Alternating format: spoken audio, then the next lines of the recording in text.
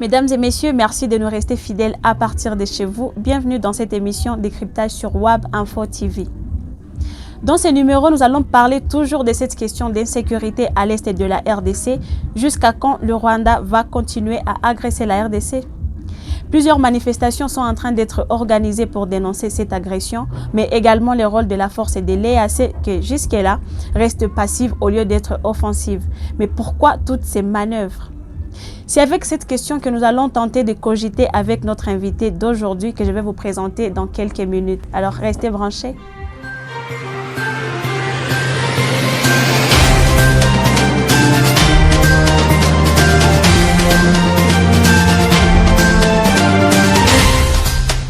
Comme je vous l'ai dit, j'ai le plaisir de recevoir M. Kayus Matata Kayus, coordonnateur national de la plateforme SVK Soutenons Vital Kamerhe.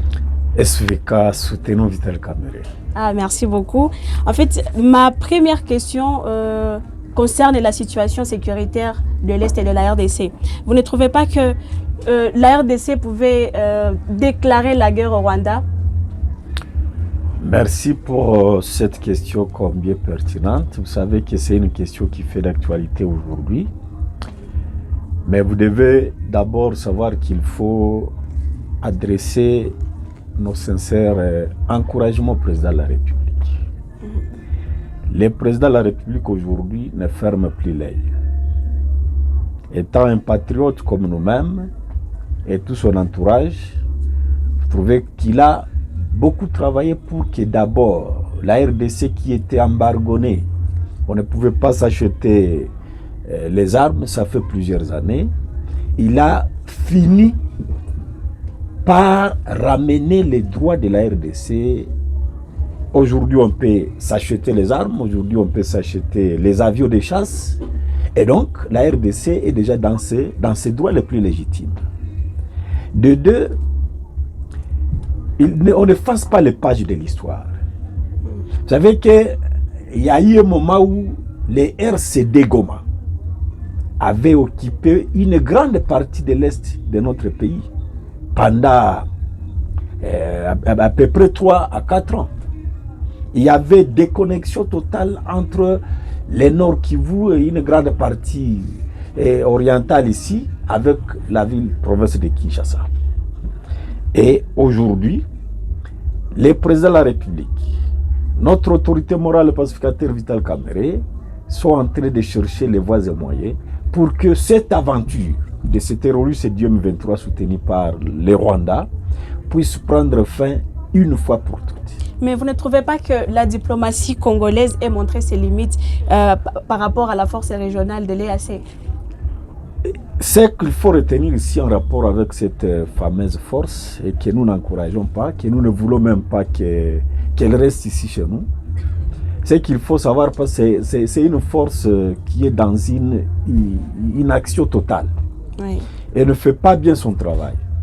Elle n'est pas venue ici comme la MONUSCO qui est une mission d'observation. Elle est venue ici pour nous aider à éradiquer ces terroristes du M23. C'est-à-dire, elle devait normalement combattre aux côtés de nos forces armées, les FARDC. C'est une chose que la force de l'EAC ne fait pas. Comme la force de l'EAC n'arrive pas à se joindre aux FARDC pour combattre ces rebelles du M23, vous ne trouvez pas que le président pouvait faire recours à d'autres pays, genre... Le président de la République, avant la signature de cessez-le-feu immédiat du samedi passé à Bujumbura, il a vu les chefs des opérations pour dire « Vous êtes venus nous aider. Vous êtes venus nous aider à finir la question de l'insécurité, de la guerre qui nous est imposée par notre voisin, le Rwanda. Vous n'êtes pas venus vous chercher des problèmes chez nous. Donc, vous devez le plus rapidement possible prendre les précautions et faire ce que nous vous demandons de faire. Si vous ne le faites pas, le président de la République n'est pas dit. Si la force de l'EAC ne parvenait pas à faire ce que nous, populations du Nord Kivu, de Goma, du Sud Kivu, de l'Est de la République démocratique du Congo, veut, eh bien, on prendra les options. Vous avez vu comment même le ministre des Affaires étrangères a demandé que certains commandants, certains officiers rwandais puissent quitter la force de l'EAC. Oui. Ça va arriver un moment où nous allons demander que cette fameuse force puisse rentrer dans leur pays respectif. Mais on est en train de les demander maintenant là. Voilà pourquoi on est en train d'organiser des manifestations. Le président de la République n'est pas un sourd-muet. Il est en train d'écouter. Et le moment viendra. Il a dit le samedi passé. Il a dit faites ce que nous vous demandons de faire. Et si ils ne veulent pas faire ce qu'on leur demande de faire, nous, populations, le président de la République et certains pays amis étrangers, eh bien, quoi de plus normal que leur demander de quitter. Et nous allons demander au président de la République de quitter tout simplement cette fameuse force de l'EAC. C'est-à-dire, le président devra comprendre qu'il doit quitter d'abord, il doit suspendre sa participation dans ces fameuses East Africa Community. Et donc, vous êtes du même avis que ces personnes-là qui disent que l'EAC aussi soutient le M23. Mais comment vous pouvez comprendre qu'une force vient pour combattre aux côtés de FARDC, mais qui vous dit que la force va faire tout simplement l'opération tampon, c'est-à-dire la force va s'interposer pour que les FARDC n'avancent pas et pour que les M23 n'avancent pas. Ce n'est pas ça leur mission. Leur mission, c'est nous aider. Comme il vous souviendra que les colonels à l'époque, Mamadou Ndala, quand il avait planté, n'est-ce pas, les drapeaux à Tchanzu, où il avait dérouté les M23, je pense que c'était encore en 2000. C'était en 2000 combien 12. Encore si on a une bonne mémoire. C'était en 2012. C'était en 2012, j'espère. Mais est-ce qu'il était appuyé par une quelconque force? Il n'était pas appuyé par une quelconque force, il était appuyé par la population congolaise, par le président de la République et tout simplement par les forces armées de la République démocratique du Congo. Aujourd'hui, le président de la République a le soutien de la population. Nos FARDC ont le soutien de la population. Nous avons déjà la chance, le privilège, le droit de nous acheter n'importe quelle catégorie d'armes. Eh bien, je peux vous annoncer que cette aventure de ce terroriste du M23 est la dernière. Est-ce que vous pensez vraiment que le président Félix Tshisekedi a le soutien de la population? Bien entendu. Il a le soutien de la population. Pourtant, la population ne cesse de critiquer ses faits et gestes, tous ces mouvements qu'il est en train d'effectuer. Le président a le soutien de la population. S'il n'avait pas le soutien de la population, tu devais avoir que même les manifestations devaient dégénérer. Mais pour montrer qu'il a le soutien, on peut manifester aujourd'hui. Eh bien, on demande un cessez-le-feu. La manifestation se termine dans 3 jours. C'est-à-dire, si on ne soutient pas le président de la République, qui est le commandant suprême de nos forces armées, on doit avoir un échec sur le terrain. On doit commencer par soutenir le président de la République. En plus, c'est lui le commandant suprême des forces armées. On ne doit pas faire l'hypocrisie de soutenir les forces armées et laisser les commandants suprêmes. Non. En soutenant le président de la République, on soutient nos forces armées. En soutenant nos forces armées, eh bien, ils doivent demeurer avec ce courage-là de combattre, de chasser ces ennemis-là. Et je vous assure que dans un bref délai, cette aventure que nous impose aujourd'hui les Rwandais à travers ces terroristes du M23 va prendre fin. Et nous allons encore aspirer une paix durable à l'est de notre pays. Et ici, c'est le temps aussi de remercier nos forces armées de la République démocratique du Congo.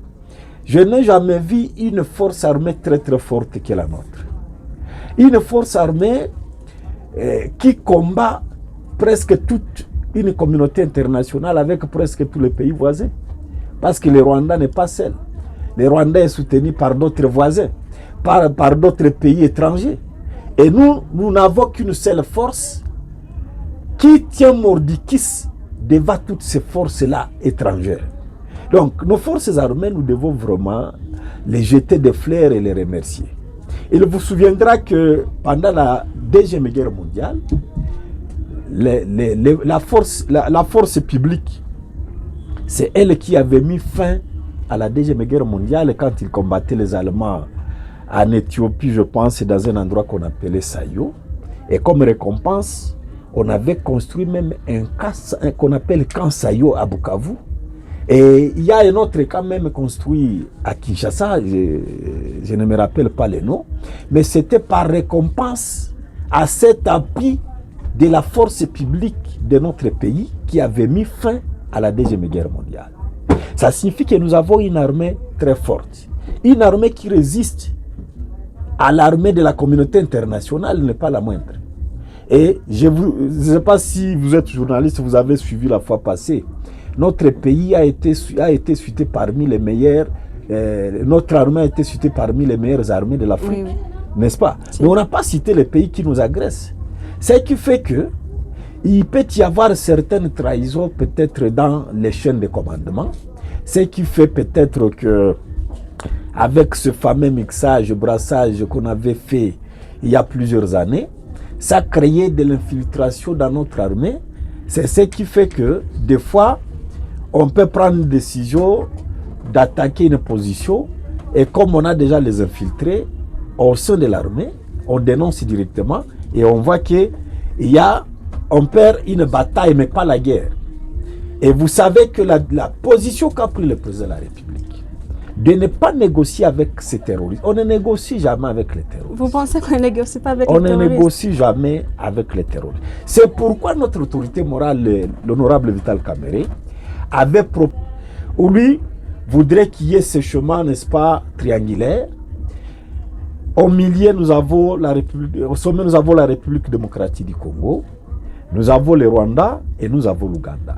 On devait se mettre ensemble pour savoir que veut nécessairement le Rwanda et l'Ouganda. Et quand on saura déjà ce que veulent ces deux pays, eh bien, on aurait déjà trouvé une solution. Parce que ce n'est pas un secret que ce sont ces deux pays qui soutiennent ces fameux terroristes du M23. Ce n'est pas un secret. Mais récemment, il y a eu un sommet avec le chef de l'État de l'EAC à Bujumbura. Je crois qu'ils ont parlé de cette question. Ils ont parlé de cette question-là. Mais vous allez voir qu'il y a une mauvaise foi de la part de ces deux pays cités si haut. Parce qu'au même moment, on signe un cessez-le-feu immédiat. Le même jour, il contredit les communiqués signés, les communiqués finaux. Ils disent qu'il y a un communiqué qui a été signé par le gouvernement qui est contraire du communiqué final signé à Bujumbura. C'est un prétexte pour qu'ils continuent, n'est-ce pas, à attaquer et à prendre d'autres localités. Mais je vous assure que ce qui était en 2001, en 2002, 2003, ça ne pourra jamais se répéter. Ça ne pourra jamais se répéter. Et ils sont en train de gagner des batailles, mais la République démocratique du Congo va gagner une guerre et ça sera une fois pour toutes. Cette aventure, on ne verra plus jamais ça ici chez nous. Alors, pourquoi même. Est-ce que vous êtes d'accord avec la façon dont la population est en train de manifester contre la force régionale de l'EAC? Mais moi-même, je manifeste. Bien sûr, il y a manifesté, quand on parle de la manifestation non violente. Je suis dans la population, moi-même je manifeste. Et c'est un droit constitutionnel. Lorsque nous voyons une force incapable de remplir correctement ses devoirs, qu'est-ce que cette force est en train de faire chez nous? Comme elle ne veut pas nous aider, elle fait quoi ici chez nous? Et donc, pour manifester, on doit... je pense que les derniers conseils à cette force, c'est le conseil qu'a donné le président de la République à leur chef d'opération. Si elle ne connaît pas réellement ce qu'elle est venue faire, elle doit poser la question. Elle est venue combattre aux côtés de nos FARDC pour chasser ces terroristes, les amener chez eux, au Rwanda et en Ouganda. Ils ne sont pas venus ici pour y rester, pour faire, n'est-ce pas, une force tampon, non. Ils sont venus combattre. On a accepté qu'ils entrent avec des munitions de guerre. Pour venir faire quoi? Pour venir nous aider, nous et FARDC. Et c'est parmi les raisons qui ont poussé au président de la République d'intégrer même les East African Community. Oui. C'est parmi les raisons. Parce qu'on voudrait évidemment créer une grande force au niveau de la région pour que ces terroristes ne puissent plus d'être en train de, n'est-ce pas, d'installer les insécurités grandissantes dans la région. On voudrait, lorsqu'il n'y a pas la paix durable, la République démocratique du Congo, comme disait, n'est-ce pas, Frantz Fanon, qui est la République démocratique du Congo, était comme un revolver. Donc l'Afrique était comme un revolver et donc la gâchette se trouvait au Congo. Voyez-vous.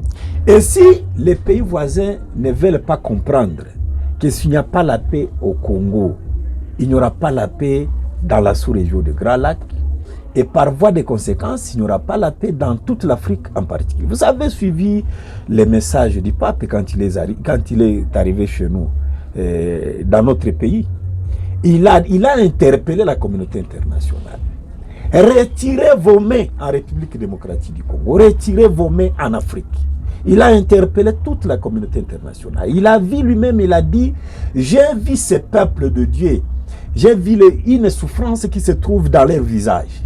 Voyez-vous, ça signifie que c'était un message interpellateur et le lendemain de son départ vers le Sud-Soudan, vous avez vu, on a convoqué un mini-sommet des chefs d'État à Bujumbura. Ça signifie que c'était un message interpellateur. Et si on trouve les chefs d'État comme le pape qui soutiennent la République démocratique du Congo, eh bien, même cette fameuse guerre nous imposée va prendre fin diplomatiquement.